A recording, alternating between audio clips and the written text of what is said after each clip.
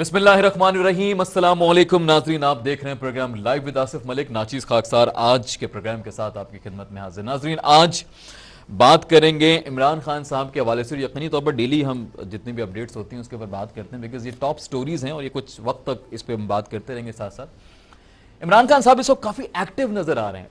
एक तो एक्टिवनेस उनकी नजर आई खासतौर पर जब इत्तेहादी जमातों की तरफ उनको जाना पड़ा, तमाम अरकान से मिलना पड़ा, अपने वोट्स को कंफर्म करना पड़ा क्या वाकई ही इत्तेहादी जमातें उनके साथ मौजूद हैं या नहीं है।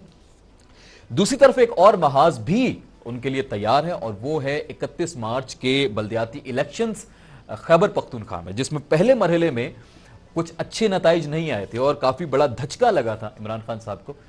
उनका जो स्ट्रांग होल्ड था खैबर पख्तूनख्वा के ऊपर, जो कि उनका अल्टीमेट मेन प्रोविंस है जिसमें उनकी हुकूमत कायम है, उससे भी शायद हाथ धो बैठ सकते थे। इसलिए उन्होंने खुद बाद में इंटरवीन किया। पहले कहा कि इलेक्शंस में कोताहियां हुई हैं, गलत टिकट्स दिए गए हैं, कुछ और भी इरेगुलरिटीज हुई, उस पर हम साथ साथ बात करेंगे। लेकिन इमरान खान साहब ने बजाती खुद जो है जाती तौर पर इसमें शमूलियत अख्तियार की और इलेक्शन कमीशन के बावजूद, उनके मना करने के बावजूद, उनके खास तौर पर जो तंबीह थी उसके बावजूद उन्होंने लोअर देर में भी खुद जाकर खिताब किया जलसे से, और आज सबात में भी खुद जाकर अवाम से खिताब किया। और अब कुर्म जो कि 28 मार्च को होने वाला है उसमें जलसा कुर्म में, वहां पे भी अब देखा जाएगा कि इमरान खान साहब वहां पे खुद जाते हैं या नहीं जाते हैं। इलेक्शन कमीशन की तरफ से यह मना किया गया है जितने भी पब्लिक होल्डर्स हैं, पब्लिक ऑफिस होल्डर्स हैं, उनको कि वो खुद जाकर इलेक्शन कैंपेन में हिस्सा नहीं ले सकते। लेकिन सदारती ऑर्डिनेंस भी दूसरी तरफ मौजूद है। अटॉर्नी जनरल से जब इस बारे में बात की गई अदालत में 11 मार्च को, तकरीबन 10 या 11 मार्च को, तो उसमें उन्होंने कहा जी कि सदारती ऑर्डिनेंस है, उसके अंदर वो इजाजत देते हैं, उसको भी इलेक्शन कमीशन जो है वो सरपास नहीं कर सकता, उसमें तब्दीलियां भी नहीं कर सकता। इलेक्शन कमीशन दूसरी तरफ बजिद है कि उसका एक ज़ाब्ता अखलाक है, उसी हिसाब से ही इलेक्शन होंगे। और अब देखा जाएगा कि आगे क्या अथॉरिटीज़ हैं और क्या तरीक़ाकार आगे इलेक्शन कमीशन अपना सकता है। इमरान खान साहब के हवाले से क्या कोर्ट में जाएगा, इलेक्शन कमीशन नोटिस जारी करेगा, क्या अपडेट है, इस हवाले से बात करेंगे। सबसे पहले हमें ज्वाइन किया मोहम्मद अफजल खान साहब ने, एडिशनल सेक्रेटरी जनरल रह चुके हैं, एडिशनल सेक्रेटरी रह चुके हैं रिटायर्ड इलेक्शन कमीशन के। सर को वेलकम करूंगा। सर अस्सलाम वालेकुम। अफजल खान साहब बहुत शुक्रिया आपने ज्वाइन किया। सर बड़ा इंपॉर्टेंट टॉपिक है इस वक्त, मुल्की सूरत हाल तो आपके सामने होगी, खासतौर पर मुल्की सियासी सूरत हाल। हर शख्स टीवी ऑन करता है तो सामने एक पूरा एक सिलसिला है जो सुबह से लेकर शाम तक चलता रहता है। उस दौरान इमरान खान साहब बहुत एक्टिव नजर आ रहे हैं, बनी गाला में नजर नहीं आते। वो अक्सर किसी प्रोविंस में होते हैं, अक्सर किसी और प्रोविंस में होते हैं। इस वक्त खैबर पख्तूनख्वा के अंदर बहुत एक्टिव हैं बिकॉज 31 मार्च को बल्दियाती इलेक्शन होने जा रहे हैं। सर इलेक्शन कमीशन दूसरी तरफ उनको मना कर रहा है कि वो शमूलियत नहीं इख्तियार कर सकते। उनका आई थिंक पर्सपेक्टिव सदारती ऑर्डिनेंस के हवाले से ठीक है, कैसे देखते हैं सर इस सूरत हाल को? आसिफ साहब, एक चीज आप शुरू करते हैं फर्स्ट क्या, जैसे इस्लाम में है कि पहले फराइज होते हैं, ठीक है, फिर वाजिब होते हैं, फिर सुन्नत होते हैं, फिर नवाफिल होते हैं। ठीक है। एक आदमी तहज्जुद के नवाफिल पढ़े और फर्ज नमाज फजर की ना पढ़े तो उस नफल का कोई फायदा नहीं। ठीक है। वैसे तहज्जुद एक बेहतरीन नमाजों में से एक नमाज है, उसकी अहमियत से इनकार नहीं है, लेकिन ये नफल है। अब मैंने ये बात इसलिए अर्ज की ताकि आप और आपके तवज्जुह से नाज़रीन और सामीन भी समझ सकें कि इलेक्शन कमीशन का सबसे पहले काम जो आईन ने उसको सौंपा है वो है to conduct free and fair election, ठीक है, and to check corrupt practices. ठीक है, चेक करप्ट प्रैक्टिस। आप जब एम्पायर हो तो आपने इंश्योर करना है कि आपने न्यूट्रल अंदाज में दोनों टीमें या तीनों टीमें या जितने भी लोग खेल रहे हो तो उनके दरमियान विसल आपके हाथ में हो। ठीक है। और वो जब खेल रहे हो जो भी फाउल करेगा, तो अब ये पहला काम ये कि आपने इंतजाम कर लिए हैं कि फ्री एंड फेयर इलेक्शन हो। उसके बाद जब इस दौरान करप्ट प्रैक्टिसेस होती हैं, वोट बिकते हैं, लोग बिकते हैं, पैसे 40 लाख के बजाय 40 करोड़, बल्कि वो अलीम खान वाले हल्के में तो आप लाहौर में अगर हैं तो आपने देखा कि कितने खर्च हुए।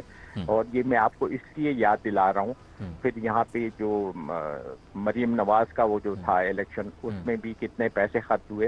ये तमाम वायलेशन है और तमाम करप्ट प्रैक्टिसेस। आपको लग रहा है इलेक्शन कमीशन फेल हुआ था? आपसे मैं पूछता हूँ कि आपने कहीं विसल भी सुनी कि जी उन्होंने विशल बजा दी हो कि तुमने फाउल किया है। ये मैं नहीं कहता कि उन्होंने रेड कार्ड क्यों नहीं दिखाया, वो डिस्क्वालीफाई कर सकते हैं, लेकिन उन्होंने डिस्क्वालीफाई भी नहीं किया, उन्होंने ग्रीन कार्ड भी नहीं दिखाया, उन्होंने येलो कार्ड भी नहीं दिखाया, रेड कार्ड तो आज तक हमारे पास ऐसा इलेक्शन आया ही नहीं कि उसमें इतनी काबिलियत हो, इतनी हैसियत हो, इतना उसका कैरेक्टर हो। हालांकि आप 4-5 बंदों को डिस्क्वालीफाई करें और आप देखें कि बाकी लोग फिर आपके साथ चलते हैं कि नहीं चलते। सर वो सूरत हाल तो गंडापुर के हवाले साहब से भी थी, वो तो हुकूमती उनको भी मेरे ख्याल में कुछ यार मैं कहता हूँ जब आप एम्पायर हो तो आप ये ना देखें कि दोनों टीमों में से आपका अपना कौन है, अपने सारे पाकिस्तानी हैं। ठीक हो गया सर, अभी भी गलती करे आपने विसल तो बचा दी नहीं है, या किसी को तो बताओ कि इसको मैंने डिस्क्वालीफाई कर दिया। इन्होंने जिस बंदे को डिस्क्वालीफाई किया था वो सुप्रीम कोर्ट ने उसको कहा कि कैसे तुम इसको कर सकते हो। ठीक है, और वो उसने अभी इमरान खान साहब जो कर रहे हैं, इमरान खान साहब जो ये कर रहे हैं, क्या वो आपको लग रहा है कि इलेक्शन कमीशन के भले ज़ाब्ता अखलाक की खासतौर पे वो नहीं कर रहे, उसके मुताबिक नहीं चल रहे, लेकिन क्या आपको लग रहा है ठीक है ये, क्योंकि सदाती ऑर्डिनेंस भी है? इस सूरत हाल को कैसे देखते हैं इमरान खान साहब के हवाले से? ये जो इमरान खान जो इस वक्त कर रहा है पूरे मुल्क में, ये उसको बहुत पहले करना चाहिए था। अच्छा, बहरहाल देर आयत दुरुस्त आयत, और ये तमाम चीजें बहुत खैर की तरफ जा रही हैं। मैं ये पाकिस्तान के लिए कह रहा हूँ। अच्छा, आप ये अगले 10 दिनों में देखेंगे, और कुछ खबरें मैं आपको अभी से दे दूं। सर दे दें कि जो वोट ऑफ नो कॉन्फिडेंस है वो शायद कभी भी ना हो। अच्छा, होगा ही नहीं?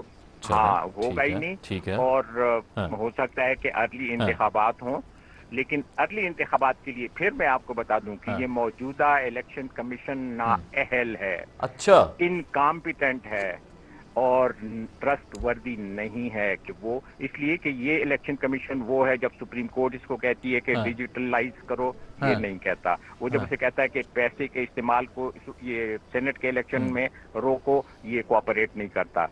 ये किसी के इशारे पे चलता है, लेकिन कम से कम आईन के मुताबिक नहीं चल रहा।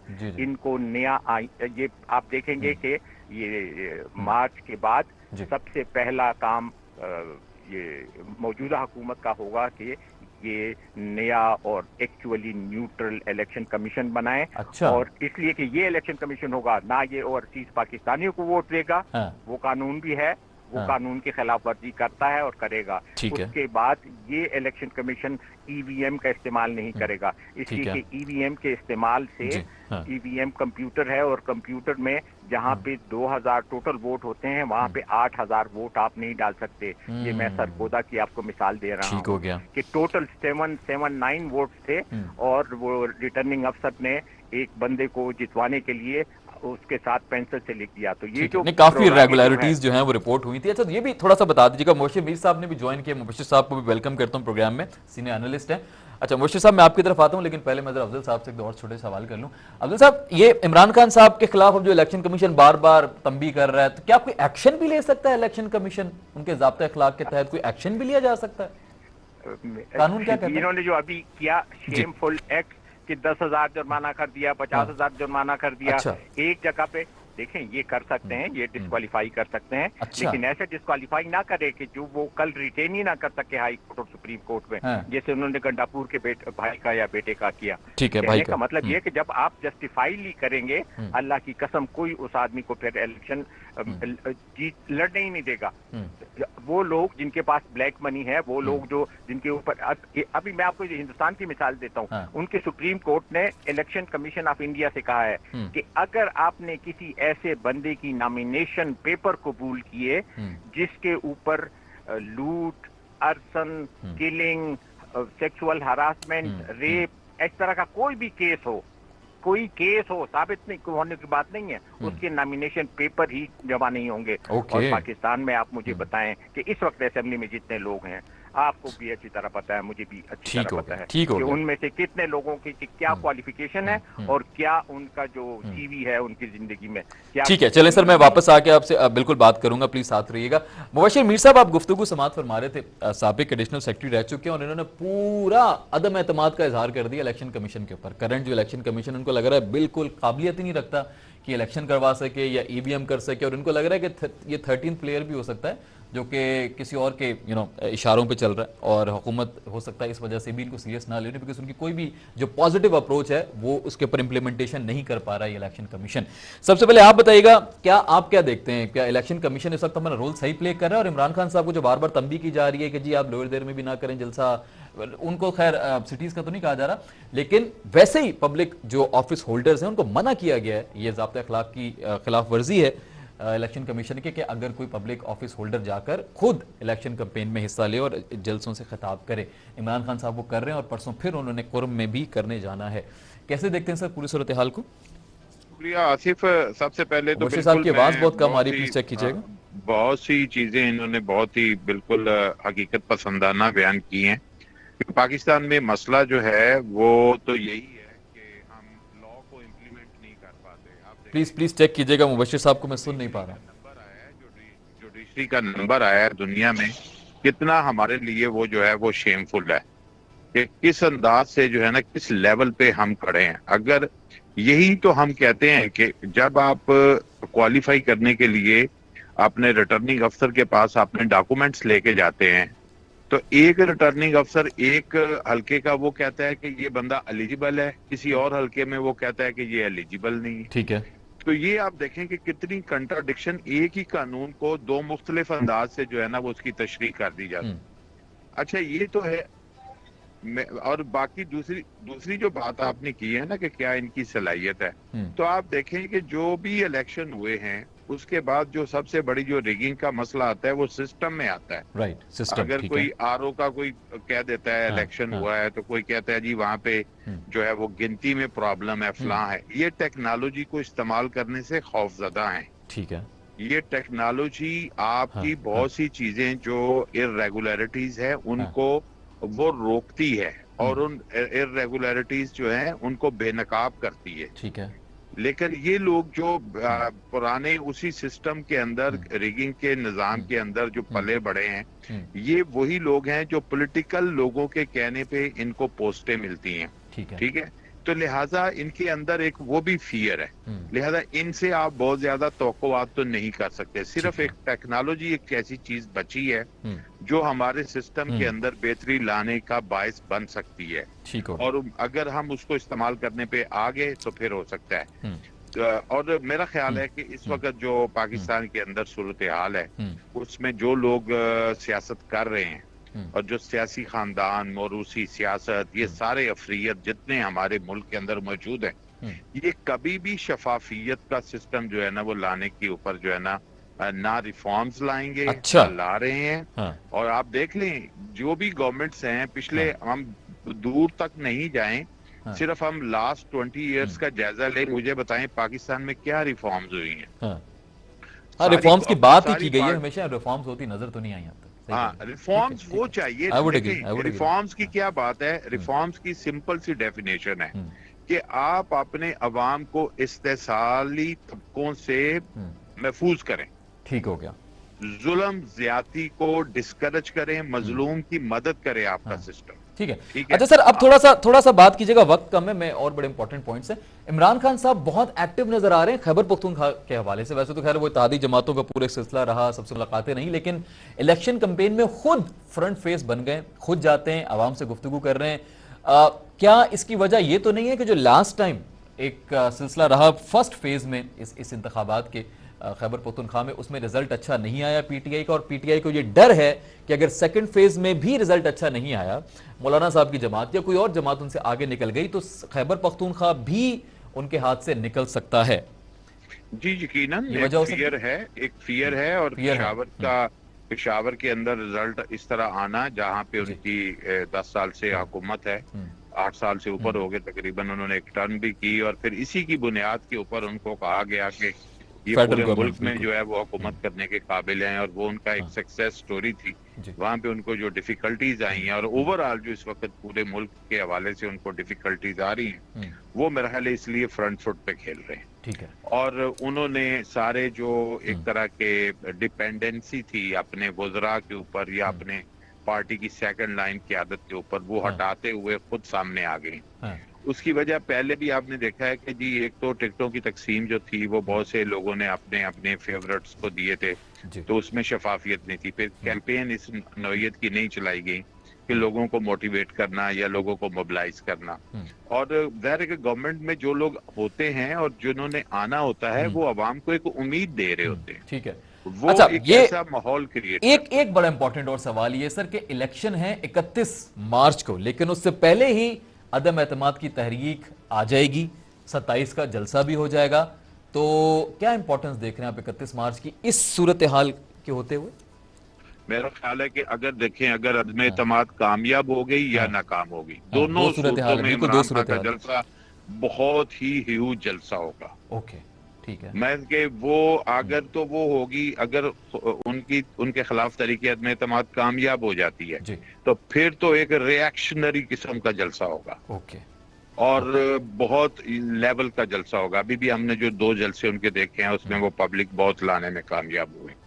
और अगर जीत गए, वो बच गई उनकी गवर्नमेंट और उन्होंने उसी तरह सरवाइव कर लिया, तो फिर भी वो उसको एक शुक्राने के तौर पर एक ह्यूज किस्म का जो है ना वो भी मजमा कटाएंगे। क्या इमरान खान क्या इस ये वक्त जो इमरान है, खान साहब के विजिट्स खैबर पख्तूनख्वा में जाकर खुद अवाम के सामने गुफ्तगू करना, उनसे बात करना, क्या ये एक इंप्रेशन भी दिया जा सकता है ऑपोजिशन को कि मैं तो बड़ा पुरुमीद हूं, मुझे तो पता है हमने जीतना, अदम एतमाद या तो आएगी नहीं आएगी तो हम जीत जाएंगे और मैं अपनी रूटीन की कार्रवाइयों में जो जितनी भी दूसरा मेरा जिम्मेदारियां ख्याल निभा है रहा कि इसके जो बात आपने की है इसके अलावा एक और बात भी हूं। नजर जी। आती है जी। कि मेरी टीम चार्ज है। ठीक है। ठीक है। मेरी टीम चार्ज है किसी भी सिचुएशन का मुकाबला करने के लिए हाँ।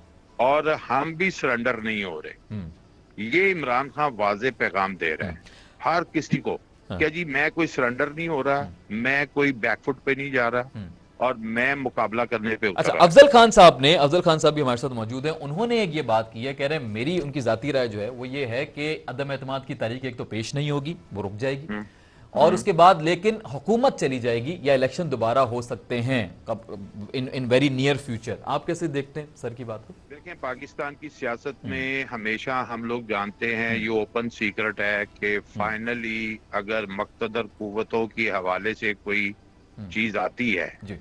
और इस क्लैश को रोकने की कोशिश की जाती है तो वो क्लैश को रोकने के लिए यकीनन कोई कंप्रोमाइजिंग फार्मूला होगा। राइट। वो कंप्रोमाइजिंग फार्मूला जो है वो अर्ली इलेक्शन का हो सकता है। ओके। क्या ये एक पॉसिबिलिटी अच्छा, हो सकती क्या है। ये आपस में बैकडोर रवाबित कह लें या वैसे एक टेबल के ऊपर गुफ्तगू कह लें, आपस में बातचीत कह लें, कि आप अपोजिशन के साथ हुकूमत बैठकर खुद भी ये डिसाइड कर सकती है कि एक काम करते हैं, अदम एतमाद की तारीख नहीं लाते तो असम्बलियां तहलील कर देते हैं और दोबारा इलेक्शन करवा देते हैं? क्या ये ऑप्शन है? मेरा ख्याल है कि ऐसा नहीं हो सकेगा अच्छा। जब तक कोई गारंटर नहीं होगा।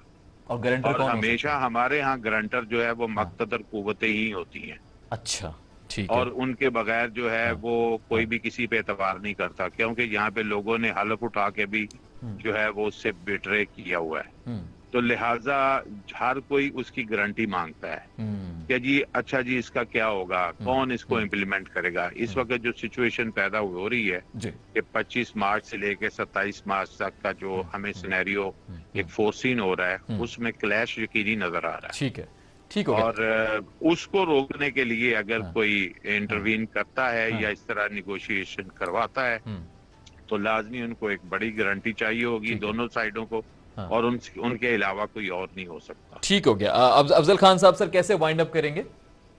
आपने ये गुफ्तगू एक करना चाहता हूँ कि आपने डस्का का इलेक्शन देखा, जी सर, एक जिले का, एक एमएनए का, और वो इलेक्शन 2 दफा होता है। और जिस वक्त एक इलेक्शन हो रहा है सारी जो आपकी इंफ्रास्ट्रक्चर है, सारी जो आपकी ह्यूमन पावर है, ह्यूमन रिसोर्स है आपकी डिस्पोजल पर है, और वो आप एक इलेक्शन कामयाबी से, खैर वाफियत से नहीं कर सकते।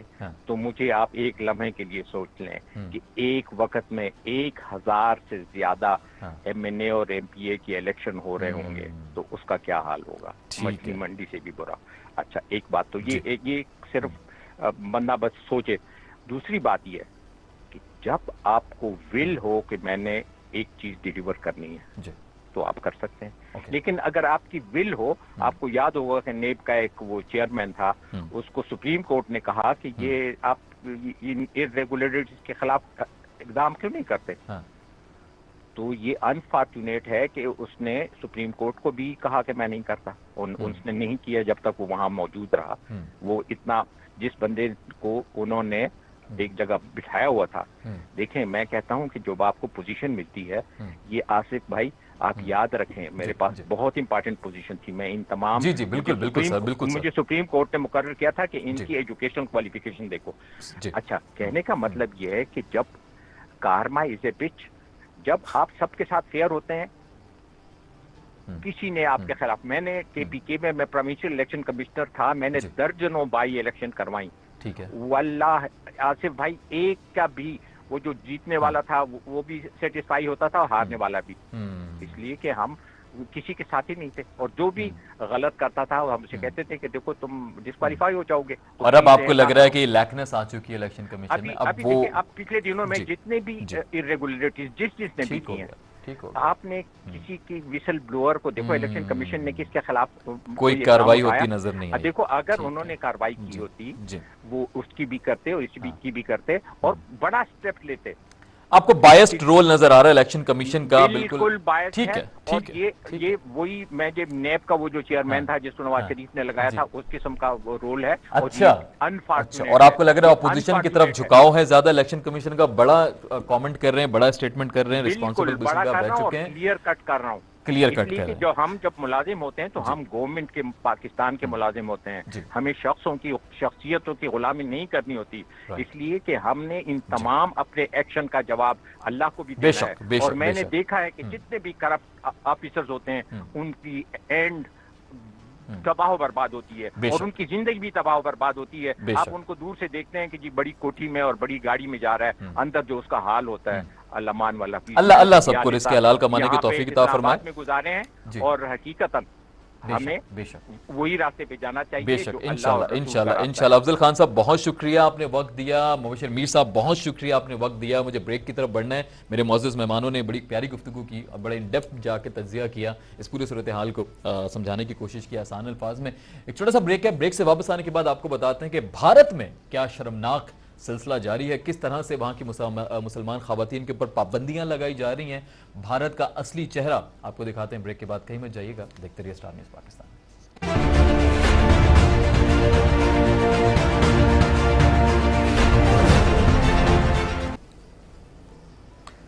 जी नाज़रीन, वेलकम बैक। लौट कर वापस आ चुके हैं और अब बात करेंगे भारत में होने वाली मजीद कुछ शर्मनाक ऐसी घिनौनी हरकतें, ऐसी साजिशें जो मुसलमानों के खिलाफ रचाई जाती हैं। मोदी सरकार की तरफ से एक के बाद एक वार मजहब के नाम पर किया जाता है, जिससे मेरे ख्याल में पूरी दुनिया बखूबी वाकिफ है और अक्सर मोदी साहब को शर्मनाक सिचुएशन का सामना भी करना पड़ता है, लेकिन उसके बावजूद शायद अकल है जिसपे पर्दा पड़ चुका है और वो पर्दा हट नहीं रहा है। उसकी वजह से हो क्या रहा है जी कि मुसलमान खवातीन जितनी भी लड़कियां पढ़ने जाती हैं उनको पर्दा करने से रोक दिया गया भारत में। और आज से 2 महीने कबल ये वाकया पेश आया और उससे भी पहले इस तरह के वाकयात पेश आया करते थे, लेकिन जो बड़ा वाकया फेब में हमने देखा जिसमें मुस्कान, वो बहादुर लड़की जिसको रोका गया पर्दा करने से कुछ लिफंगों की वजह से, वो जाफरान रंग के पहनकर कपड़े, लेकिन उस लड़की ने अल्लाह अकबर का नारा लगाया, जवाब दिया और डरी नहीं। और इस वजह से हिम्मत मिली वहां की तमाम औरतों को, लड़कियों को, कि वो लड़ सकें, क्योंकि पर्दा उनका हक है, उनका राइट है, इससे टेररिज्म नहीं हो रही है। लेकिन उसके बावजूद पिटीशन दायर की गई थी कोर्ट में, कर्नाटक के जो रियासत है वहां पे, और उस पिटीशन का फैसला आया और उसके अंदर वो फैसला जो था, जो पाबंदी लगाई गई थी इंस्टीट्यूशंस में पर्दे के ऊपर, वो बरकरार रहेगी। इसके हवाले से वहां पे काफी एहतजाज जारी है भारत में, सिर्फ भारत में नहीं पूरी दुनिया में इस हवाले से बात हो रही है। उसके ऊपर जी मुख्तलिफ रहनुमाओं ने भी बात की है, वहाँ के जितने मजहबी लीडर्स हैं उन्होंने भी बात की है। महबूब मुफ्ती साहब भी उस पर बात कर चुकी हैं, असदुद्दीन अवैसी साहब भी बात कर चुके हैं, वहाँ पे मजहबी जो खासतौर पर इदारा है उसके सरबराह भी हैं यूनियन के। मुख्तलिफ लोग इस हवाले से बात कर रहे हैं। तो भारत इस तरह के जो डिसीजन ले रहा है, ये क्यों ले रहा है? क्या अकल पे वाकई पर्दा पड़ चुका है या इसके पीछे भी कोई साजिश है मुसलमानों के खिलाफ मजीद जो जो जुल्म सितम किए गए वहां पे, इससे पहले गुजरात में और दीगर स्टेट्स में हम देखते रहते हैं, क्या वो उससे शायद मोदी को सुकून नहीं मिला था कि अब इस लेवल तक वो आ चुका है? इस पर बात करने के लिए सबसे पहले महनाज रहमान साहब हमारे साथ मौजूद हैं, औरत फाउंडेशन की सीनियर मेंबर भी हैं और खासतौर पर काफी काम कर रही हैं खवातीन की बका के हवाले से, उनके राइट्स के हवाले से। महनाज रहमान साहब, अस्सलाम वालेकुम। वालेकुम अस्सलाम। महनाज साहबा, बहुत शुक्रिया आपने ज्वाइन किया, लेकिन अफसोस के साथ ये जिस मौके पे मैं आपको मदु कर रहा हूँ, ये मौका बहुत अफसोसनाक है, क्योंकि भारत में खवातीन के ऊपर फिर एक जो है वो जुल्म सितम की एक नई रुदात लिख दी गई है, और वो ये है कि पर्दे से मना कर दिया गया है। अब औरत, एक लड़की, एक मुसलमान लड़की पर्दा भी नहीं कर सकती। वहां पे खास तौर पे कपड़े उतारे तो जा सकते हैं, चाहे उनकी मूवीज में देख लें, आप उसके ऊपर कोई पाबंदी नहीं है, लेकिन पर्दा करने के ऊपर भारत में, जो कि एक एशियन स्टेट है, जो कि हमारे ही रहन सहन के मुताबिक, मेरे ख्याल में एशिया के अंदर इतना भी कोई एडवांस इस वक्त कल्चर डेवलप नहीं हुआ है जितना अगर हम यूरोपियन स्टेट्स की बात करें, लेकिन उसके बावजूद मुसलमानों को खास तौर पर पर्दा करने से रोक दिया गया है। इसको कैसे देखती है मैम? देखिए, बहुत अरसे तक ये कहा जाता था कि भारत या हिंदुस्तान जो है वो पाकिस्तान, वो दुनिया की बहुत बड़ी जमहूरियत है और बड़ा वो उस पर फख्र करते थे। लेकिन जब से मोदी हुकूमत आई है तो उसने ऐसे गैर जमहूरी इक़दाम शुरू किए हैं। मैं समझती हूँ कि ये हर शहरी का हक है कि वो आप मतलब उसके पास इंतखाब का हक होना चाहिए कि वो कैसे कपड़े पहनना चाहते हैं, कैसी जिंदगी चाय वाले को हुकूमत मिलेगी तो शायद ऐसा ही होगा। जमहूरी इक़दार के तहत, जमहूरी वैल्यूज के तहत ये आजादी हर शहरी को हासिल होती है। ये जो वाकया हुआ सोशल मीडिया पे आया, पाकिस्तान में टीवी पे बहुत प्रोग्राम हुए, इंडिया में भी बहुत एहतजाज हुआ, तो हमारे पाकिस्तान की जो औरतों की तहरीक है उसका तो शुरू से ये मौक़िफ़ रहा है कि ये किसी भी रियासत को ये हक नहीं होता कि वो ड्रेस कोड जो है वो अपने शहरियों पे मुसल्लत करे, चाहे वो किसी भी रिलीजन से ताल्लुक रखते हो। किसी भी शहरी का अपने कल्चर, अपने मजहब या अपनी जाति पसंद नापसंद के हवाले से उसको ये इख्तियार होना चाहिए कि वो जमहूरी इक़दार के तहत अपना जो भी ड्रेस पहनना चाहता है, जो भी उनके कल्चर का हिस्सा है, वो पहने। इस पे कोई किसी हुकूमत को इसको मुसल्लत करने का इख्तियार नहीं। और हमारा मौक़िफ़ तो शुरू से बहुत वाज़ेह रहा है, ना ओढ़ने के लिए मजबूर करना चाहिए, ना उतारने के लिए मजबूर करना चाहिए। जो शहरी जो है वो अपने मजहब, अपनी रवायात, अपने कल्चर के तहत जो भी वो पहनना है उसका एहतराम करना चाहिए। आप नहीं पहनना चाहते बुर्का तो आप ना पहने, आप पहनना चाहते तो आपको जबरदस्ती रोकने का किसी को कोई हक नहीं। जी अच्छा मैम, अभी तो एक रियासत में, दो रियासतों में इस तरह का इक़दाम देखने में आया, क्या अगर इसको रोका ना गया या इसको यहाँ पे खासतौर पर जकड़ा ना गया तो क्या ये मामला आगे भी बढ़ सकता है? पूरे भारत में ये मामले, इस तरह के फसादात और ये तमाम तर सूरत-ए-हाल गंभीर हो सकती है?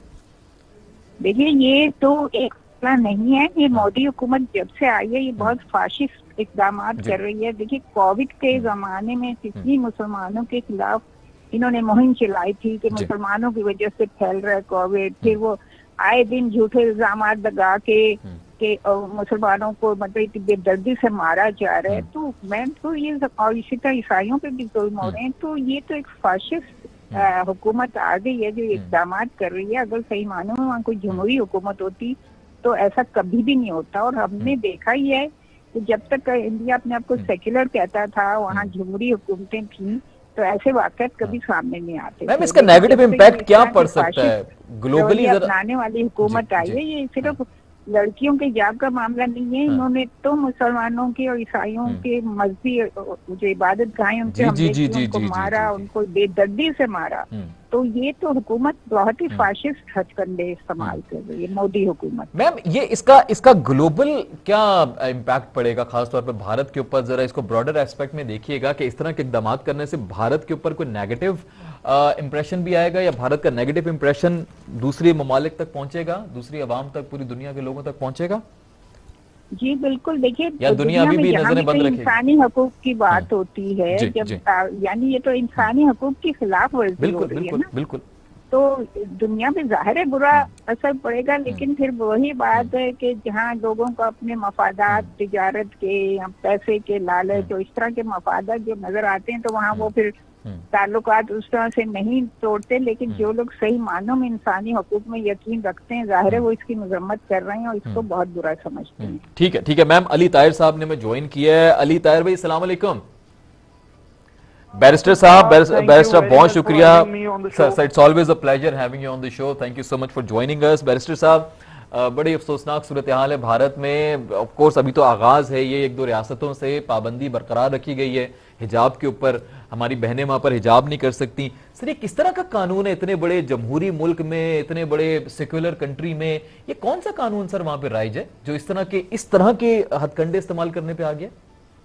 अच्छा देखिए, आज जब मुझे आपके शो से फोन आई और मुझे पता लगा कि इस टॉपिक पे बात हो रही है, तो बड़ा एक कोइंसिडेंस ऐसा हुआ कि आज सुबह ही मैंने कोर्ट से फारिग होकर इस पूरे ऑर्डर को, एक लंबी जजमेंट उन्होंने लिखी, वो पूरी मैंने ऑर्डर जो है वो मैंने पढ़ा बैठ के, क्योंकि मैं भी कानून के तालिब इल्म की हैसियत से ये जानना चाहता था कि आखिर जजेस ने क्या रीजनिंग दी है। तो as a student of law मैं समझता हूँ कि that is not a judgement in law, that is a judgement in Hindutva. ये बिल्कुल आइन के तहत जजमेंट नहीं है, ना किसी कानून के तहत जजमेंट है। ये एक हिंदुत्व डॉक्ट्रिन है जिसके तहत जजमेंट आई है। और उसकी वजह ये है कि वो जो इंडियन मॉब्स हैं वो इतने ज्यादा वहशी हैं और वो इतने ज्यादा खतरनाक हैं कि शायद जो जजेस जिन्होंने ये जजमेंट लिखी वो अपनी ही जान के ऊपर शायद समझ रहे थे कि कोई हमला हो जाएगा, इस वजह से उन्होंने इतनी डरपोक जजमेंट लिखी। और वो उलमा तो नहीं थे, ना वो पंडित थे, उनका कोई काम नहीं बनता था कि किसी मजहबी डॉक्ट्रिन के ऊपर इंटरप्रिटेशन दें। उन्होंने कॉन्स्टिट्यूशन के ऊपर इंटरप्रिटेशन देनी थी, वो इंटरप्रिटेशन बिल्कुल मौजूद नहीं थी। वन साइडेड फैसला आया और मैं समझता हूँ this is a fit case for appeal before the Indian Supreme Court. लेकिन देखने में ये आ रहा है कि जो इंडियन सुप्रीम कोर्ट है उसने भी कई ऐसे फैसले दिए जो मोदी सरकार को बड़ा फेवर करते हैं। मिसाल के तौर पे मैं आपको बता सकता हूँ कि बाबरी मस्जिद का फैसला दिया गया और फिर उनका एक chief justice Bharatiya Janata party का सेनेटर बन गया, इंडिया का चीफ जस्टिस वहाँ राज्यसभा में इलेक्ट हो गया। तो ये इंडियन कोर्ट्स जो आज तक हम देखते थे कि बड़ा अच्छा काम कर रही थी, देखिए जहाँ फेयर है वो मानना चाहिए। बड़े बड़े जजमेंट्स इंडियन सुप्रीम कोर्ट ने सेकुलरिज्म की बेसिस के ऊपर दिए। केशवानंदा भारती का केस वहां पे मौजूद है। तो लेकिन अब आके इंडियन कोर्ट्स नजर आ रहा है वाटर डाउन हो गई हैं। पूरी मैंने जजमेंट पढ़ी है जी, मैं आपको कैटेगोरिकली कह रहा हूँ कोई भी unbiased independent student of law इसके अंदर से आपको यही बताएगा ना कॉन्स्टिट्यूशनल डॉक्ट्रिन है ना लीगल डॉक्ट्रिन है, सिर्फ और सिर्फ जज्बाती आर्ग्यूमेंट्स की गई हैं जजेस की तरफ से जो जजेस को शोभा नहीं देती। और ये हाई कोर्ट के जजेस थे, बिल्कुल हाई कोर्ट ने कॉन्स्टिट्यूशनल जुरिसडिक्शन एक्सरसाइज करते हैं।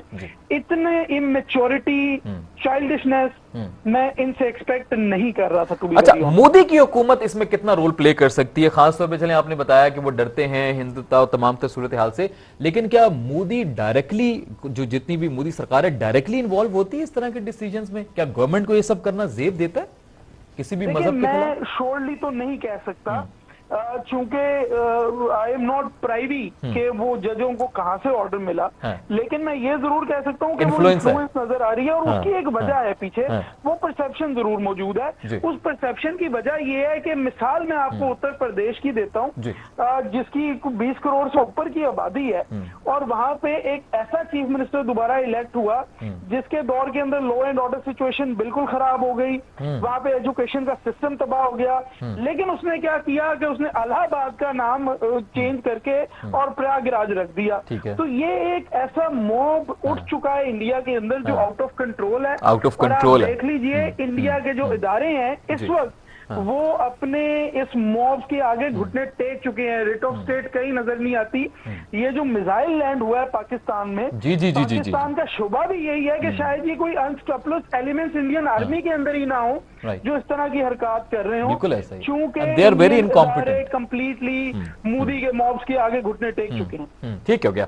अच्छा महनाज साहिबा, मैं आपसे जानना चाहूंगा कि जितनी भी वहां पे हमारी यंग स्टूडेंट्स हैं, मुसलमान बहनें हैं, खास तौर पे वो जो इसके खिलाफ लड़ रही हैं, उनको क्या, कहां से हिम्मत मिलेगी? क्या वो इतनी बड़ी रियासत के खिलाफ लड़ सकेंगी? क्या सब मुस्कान बन सकेंगी?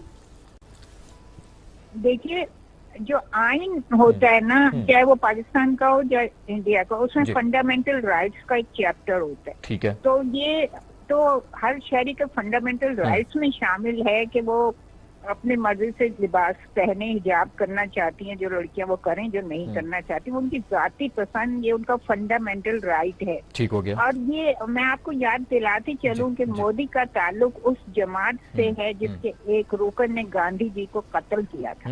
बिल्कुल ऐसा ही है। तो ये तो वो जमात है ना, ये उस जमात के आइडियोलॉजी को लेके आगे बढ़ रहे हैं, जिन्होंने अपने ही लीडर को बर्दाश्त नहीं कर सके, क्योंकि वो जरा उन्हें लगता था कि वो पाकिस्तान के हवाले से कुछ नरमी का मुजाहरा कर रहे हैं, तो उन्होंने अपने लीडर को कत्ल कर दिया था। तो ऐसे लोगों से आप क्या तवक्को रखते हैं कि ये इंसानी हकूक पे अमल करेंगे? लेकिन अगर वहां पे एहतजाज जारी रहता अमल करेंगे? जी, अगर ये एहतजाज जारी रहता है और वहां पे जितने भी यंग स्टूडेंट्स हैं वो एहतजाज जारी रखती हैं, तो आपको लग रहा है कि आगे चल के कोई उम्मीद है कि ये घुटने टेकेगी ये हुकूमत, या उनके जो हकूक है उनको दिए जाएंगे वहां पे खवातीन को? या आपको लग रहा है बेसूद है करना? तो जी, जो है कि इंसानी हकूक के लिए दुनिया में ऐसे लोग मौजूद हैं जो आपका साथ देते हैं, और हुकूमतों को भी अपने इमेज की फिक्र होती है कि बाहर की दुनिया में हमारा क्या इमेज जा रहा है। तो जाहिर है इनको, हुकूमत को वहाँ की ये सोचना चाहिए कि उनका इमेज खराब होगा सारी दुनिया में।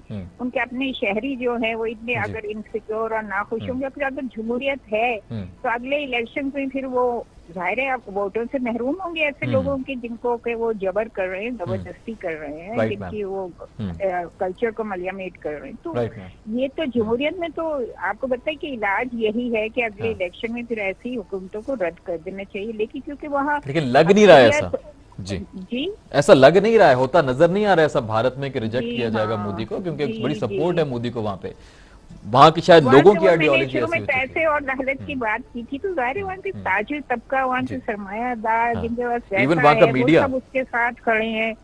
और मीडिया को तो जाहिर दबाया जाता है, बिल्कुल बिल्कुल, बड़े अफसोस के साथ वहाँ का मीडिया बिक चुका है। बिल्कुल बिल्कुल मैम, तो उसको तो खरीद लिया जाता है। तो लेकिन अगर आप जमहूरियत में वहाँ बहरहाल अरुंधति राय जैसे बाज अमीर लोग मौजूद हैं जो कि आवाज उठा रहे हैं, तो हमारी उम्मीदें तो वैसे ही लोगों से है ना, अरुंधति राय जैसे लोगों से जो इंसाफ के लिए खड़े हैं, जो जमीर हैं, कौम का जमीर होते हैं ऐसे लोग। जैसे अमेरिका में नॉम चॉम्स्की है, यहाँ इंडिया में अरुंधति राय है, तो हम तो सलाम करते हैं इन लोगों को। जबरदस्त मैम। अच्छा अली ताहिर साहब, ये एक बड़ी अच्छी खबर इमरान खान साहब ने अनाउंस की थी इस्लामोफोबिया के हवाले से, उसके खिलाफ उसको कंडेम करने के लिए एक आलमी दिन मनाया जाएगा 15 मार्च। क्या इस तरह के इकदाम होने से दुनिया में इस्लामोफोबिया को रद्द करने से जो इवेंट्स ऑकर होंगे और खासतौर पर जो इम्प्लीमेंटेशन होगी, क्या उससे फायदा मिलेगा इस इस्लामोफोबिया को खासतौर पर रद्द करने में और भारत जैसे मुल्क को अब सबक सिखाने में? आसिफ साहब देखें, मैं इंटरनेशनल लॉ तकरीबन पिछले 8 या 9 साल से पढ़ा रहा हूँ। Right sir. और मेरी, और सिर्फ पाकिस्तान में नहीं, कई बाहर के मुल्कों में भी पढ़ाया। मुझे इस बात का हमेशा से शौक रहा कि पाकिस्तान अपने आप को इंटरनेशनल इंस्टीट्यूशंस में उभारे, रेजोल्यूशंस जमा कराए, मेमोज जमा कराए, कंप्लेंट्स जमा कराए, और आगे जाके हम अपना एक ऐसा कैरेक्टर बनाएं जैसा अमेरिका का है, या जैसा यूरोप का है, या जैसा रशिया का है, या जैसा चाइना का है। मैं बहुत बड़ा नाकिद हूँ खान साहब की हुकूमत का, लेकिन मैं कहता हूँ 10 out of 10, what a brilliant move by Pakistan. I am immensely proud as a Pakistani today कि पाकिस्तान ने जो रेजोल्यूशन टेबल की, पूरी दुनिया की जनरल असेंबली जहाँ पे पूरी दुनिया के मुमालिक मौजूद हैं, वहां से पाकिस्तान को पज़ेराई मिली। और मैं समझता हूँ इस हुकूमत का भी और पाकिस्तान का भी ये बेहतरीन कदम है। ठीक है। अच्छा मैम, अभी OIC होने जा रहा है और काफी अरसे के बाद एक बड़ा इवेंट हो रहा है, पाकिस्तान उसको होस्ट भी कर रहा है, पूरी सूरत हाल रहेगी।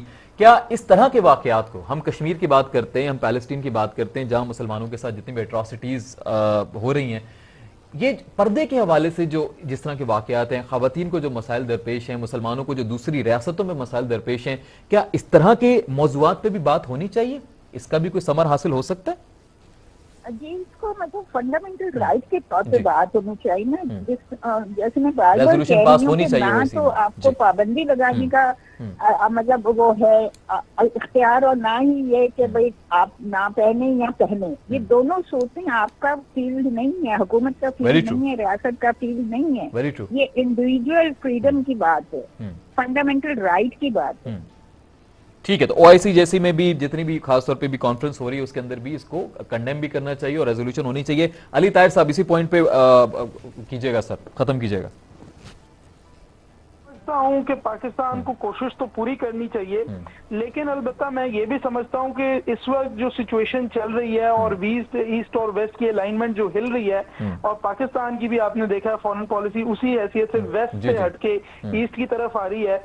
इसी तरह अरब दुनिया के अंदर भी कुछ इन्फ्लुएंस जो है वो भारत रखता है। मैं समझता हूं कि शायद ये एक चैलेंज होगा कि हम बिल्कुल बेयर फेस भारत को कंडेम करवा सकें। अच्छा। लेकिन अगर हम करवाएंगे तो ये once again this will be an accolade for Pakistan, and इंशाअल्लाह ताला पाकिस्तान के जो डिप्लोमेट्स हैं, जो गवर्नमेंट है, वो लाजमी इसके ऊपर काम करेगी। Let's remain hopeful. अच्छा, प्लस इसके अलावा और कहां पे पाकिस्तान अगर आवाज उठाना चाहे तो और कौन से प्लेटफॉर्म से हम जा सकते हैं? United nation could be the last I think step, वो लिया जा सकता है, उससे कोई उम्मीद होगी कि इससे कोई मदद मिल सके? कई किस्म के इदारे मौजूद हैं। मैं ये समझता हूं कि इंडिया जो कंसिस्टेंट वायोलेशंस कर रहा है, हमें यूनाइटेड नेशंस के जो भी उसके कदम है उनको देखते हुए उसके मुताबिक उस इदारे को अप्रोच करना चाहिए।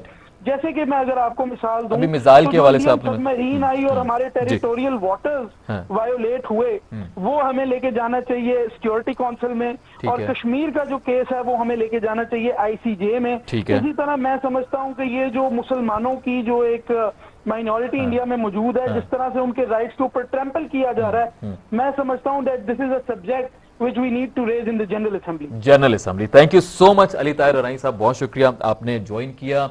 मैम महनाज रहमान साहिबा, बहुत शुक्रिया आपने वक्त दिया। और यहाँ पे मेरे ख्याल में बड़ा इंपॉर्टेंट ये पॉइंट है कि पाकिस्तान क्या रोल प्ले कर सकता है, and let's see in future कि पाकिस्तान, बिकॉज ये बहुत अच्छा स्टेप था जो इस्लामोफोबिया के हवाले से हमने जो इकदाम उठाया है, it's really appreciable, and we hope कि इसी तरह पाकिस्तान स्टेप उठाएगा। और ये जो ख़वातीन के खिलाफ, चाहे वो भारत हो चाहे वो यूरोप हो, जहां जहां पे विमेन राइट्स के हवाले से उनको ज़दकोब करने की कोशिश की जा रही है, उसको मेरे ख्याल में कंडेम करना पाकिस्तान का एक बहुत बड़ा एलिमेंट होना चाहिए। और ये पाकिस्तान के लिए भी बड़ी मेरे ख्याल में जीत साबित होगी अगर वो दुनिया में इस तरह के जितने भी मुसलमान हैं उनके खिलाफ अट्रॉसिटीज़ में कोई भी छोटा सा सही लेकिन एक अहम रोल प्ले कर सके। आज के लिए इतना, इंशाल्लाह आपसे मुलाकात होगी कल रात 10 बजे। तब तक के लिए अपना बहुत ख्याल रखिए। आसिफ मलिक को इजाज़त दीजिए। फ़ी अमानिल्लाह। पाकिस्तान जिंदाबाद।